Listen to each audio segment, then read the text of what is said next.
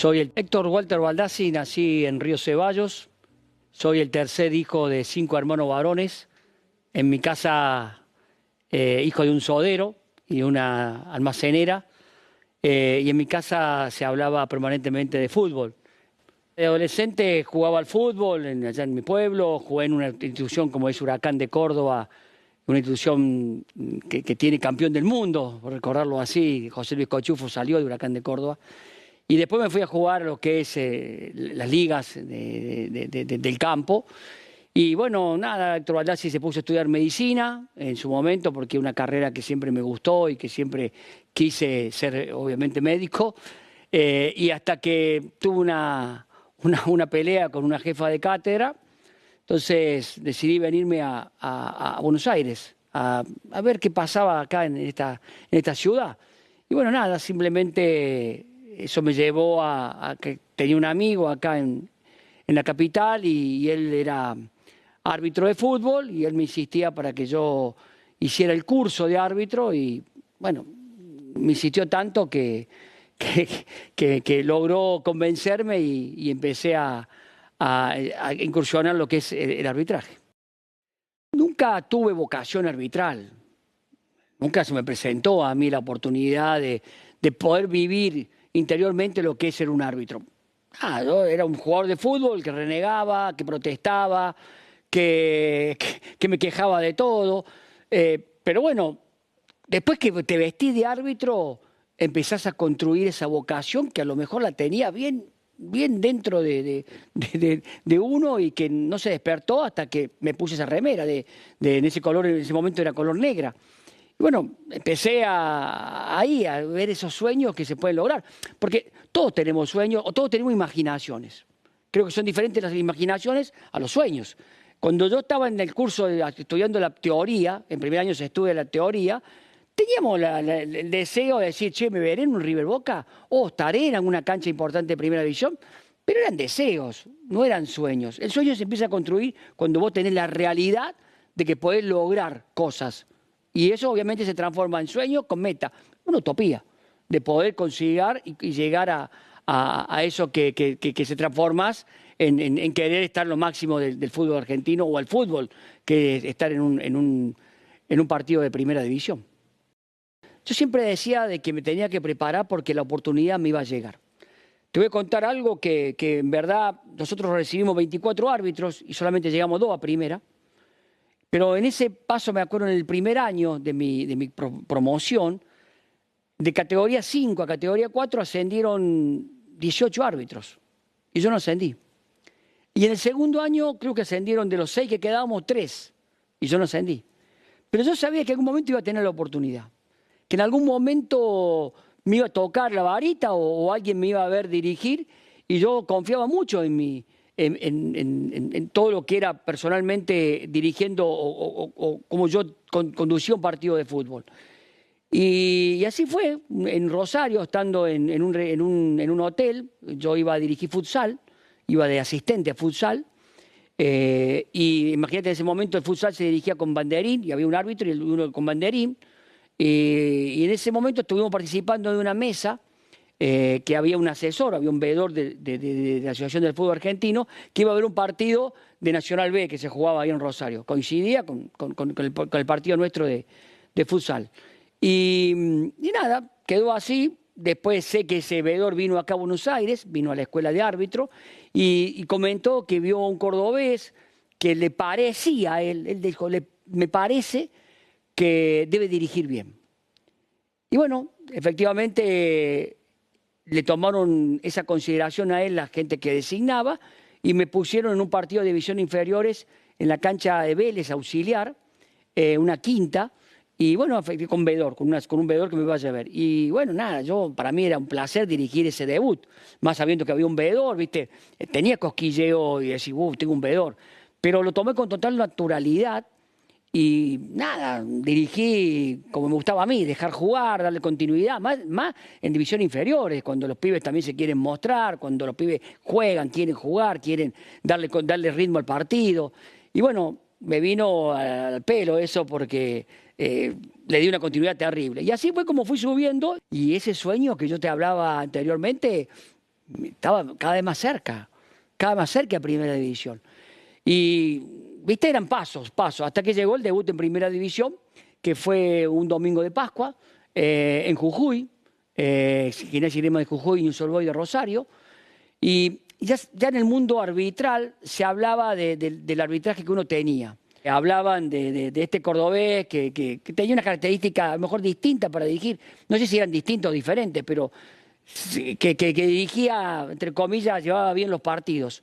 Mattazzi fue un árbitro de mucho control del juego, de entender que el arbitraje no se necesita autoritarismo para dirigir, sino autoridad, que no se necesita soberbia para dirigir, sino personalidad.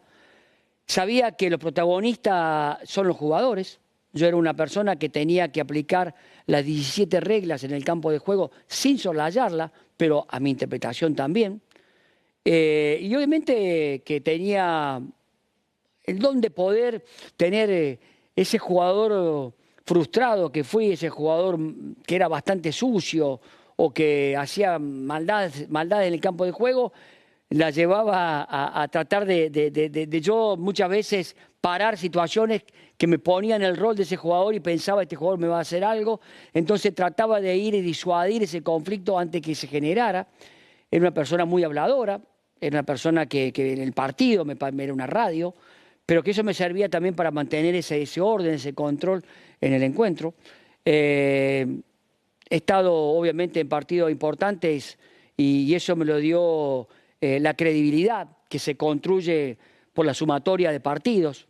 Esa sumatoria de años te va dando a vos la credibilidad en el arbitraje y lo importante es que cuando vos tenés esa credibilidad, aceptan el error. Y eso es lo importante para un árbitro, que sepan que vos sos un ser humano y que te podés equivocar. Por eso, cuando vos llegás a esa palabra, a esa credibilidad, y aceptan el error, te recibís de árbitro, porque saben de que podés equivocarte, pero que no lo hace adrede. Porque muchas veces cuando vos no tenés credibilidad, la equivocación se puede tomar como algo sospechoso. Lo máximo que uno dirigió, obviamente, si tengo que hablar, es un mundial. Lo disfrutás desde que llegás al aeropuerto y que están esperándote con la pancarta con tu nombre y que te suben el auto y te llevan a la concentración, el convivir con diferentes árbitros de diferentes culturas. De estar con ellos conviviendo en el almuerzo, en el entrenamiento, después ir al estadio, ir a la cancha.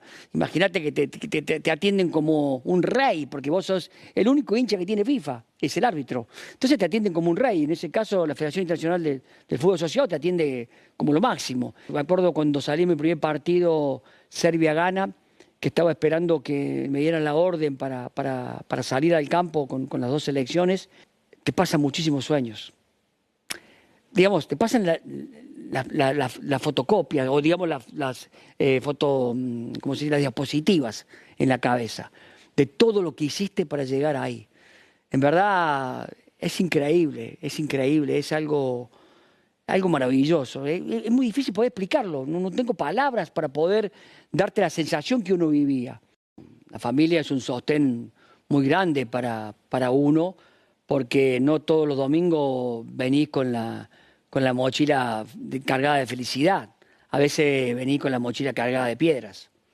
Y la familia, hablo en particular, siempre estuvo al lado, sosteniendo, apoyando, y en verdad siempre digo que ha sido increíble y le debo todo mucho a ellos. Me involucré en política porque me vinieron a hablar, me dijeron que las personas que habíamos sido consideradas y respetadas en una profesión tan importante y tan difícil como es el arbitraje y era una persona creíble, tenía que involucrarme en política. Me costó, no fue algo fácil, no fue algo que lo decidí de un día para otro. Lo hablé con mi familia. En mi familia decidieron, mi señora me dijo, hacé lo que a vos te parezca, nosotros vamos a apoyarte. Mi hija más grande me dijo, papá, vos siempre lo inculcás a nosotros los valores bueno, dale, metete y lleva esos valores que siempre me decía mi viejo, ese sodero que siempre a mí me decía que las cosas, que había que hacerlas con pasión, con dedicación, agradecimiento y honestidad. Y yo nunca me aparté de esos valores. Y bueno, y mi hija me dijo, dale, metete, dale, involucrate. Y la otra, la del medio, no, ella no quería que no me metiera. Pero bueno, me involucré, decidí involucrarme y empezar a participar, obviamente desde la cercanía con la gente, desde caminar. Obviamente que soy un diputado que siempre pensó en ayudar al deporte, a trabajar en lo que es también combinar el deporte con la salud. Entendí, supe que el club de barrio son importantes porque considero que son la tercera pata de la formación individual de los jóvenes. Es primero la familia, segundo la escuela y tercero un club de barrio. Todos pasamos por un club de barrio. Todos fuimos parte de un club de barrio, donde nos transmiten los valores, donde nos dan la contención, donde vos sabés que ahí se nivela, que ahí no hay chico rico, chico pobre, somos todos de la misma medida, donde sabemos que podemos superarnos, de que entendemos lo que es la meritocracia. Entonces, a partir de ahí empecé a construir una ley que me permitiera darle ese acompañamiento a los clubes de barrio. Por eso, cuando la presenté en diputados, obviamente tuve que ceder parte de mi verdad para sumar parte de la verdad de otros. Yo siempre digo, y trazo un paralelismo con el arbitraje, muy parecido a la política con el arbitraje, después lo voy entendiendo. Es decir, hay liderazgo, hay trabajo en equipo y toma de decisiones en el arbitraje. En la política vos tenés liderazgo, tenés un equipo y lo que cambia es la toma de decisiones, donde vos tenés que buscar y considerar el consenso. Yo siempre sostuve que la democracia se nutre y se enriquece con el disenso y se fortalece con el consenso. A partir de ahí empecé a construir esa ley del club de barrio, donde obviamente escuché a todos, donde participamos todos y sacamos una ley para darle esa contención, esa ayuda, ese acompañamiento que muchas veces los clubes de barrio necesitan. Cuando hablo de club de barrio no hablo de una sola disciplina, hablo de toda la disciplina, de muchísimas disciplinas hay. Yo obviamente soy hombre de fútbol, pero estoy vinculado al fútbol, digamos, estoy relacionado con el fútbol. Pero muchos clubes de barrio tienen muchísima participación en distintas y diferentes disciplinas. Por eso había la ayuda. Pero para que después también esos pibes que salen de un club, pibes o las chicas que salen de un club, puedan ir al alto rendimiento, se necesita también un ente que hoy existe en la Argentina, que es el Ente Nacional de Alto Rendimiento, que obviamente tenía autarquía y que cada uno de nosotros aportamos, porque a todos nos gusta, cuando llegan los Juegos Olímpicos, poder ver nuestros atletas estar con una medalla o estar en el alto de un podio o verlos participar, pero para eso se requiere también de un acompañamiento muy importante y muy grande de parte del Estado. Y nosotros hoy actualmente estamos trabajando en recuperar esa autarquía que tenía el ENAR, que la perdió y que obviamente pensamos que en el día que se dejó el artículo 39 que habla de autarquía, habla de lo que son el aporte a través de un celular, el aporte directo al ENAR, se perdió porque se pasó a presupuesto, se pasó toda esa recaudación a Tesoro y el Tesoro se le pasa el presupuesto, y creo que tenemos hoy la posibilidad de poder revertir y poder nuevamente buscar esa autarquía. ¿Por qué? Porque tenemos un país donde hace 2 años que no hay presupuesto. Entonces eso se ve implicado el ENAR en ese bajo recurso de presupuesto para nuestros atletas de alto rendimiento. Y reitero, todos estos atletas de alto rendimiento salieron de un club de barrio.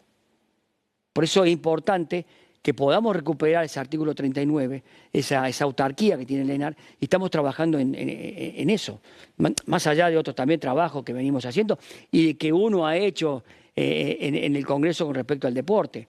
Siempre sostengo que la política es muy importante, o que el deporte es muy importante para la política.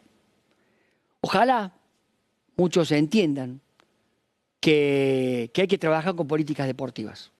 Me parece que el día que la política entienda realmente que el deporte es un valor fundamental para todo, para sacar a los chicos de la calle, para transmitir esos valores de la superación, los valores de la meritocracia, para que obviamente transmitir lo importante que es el deporte.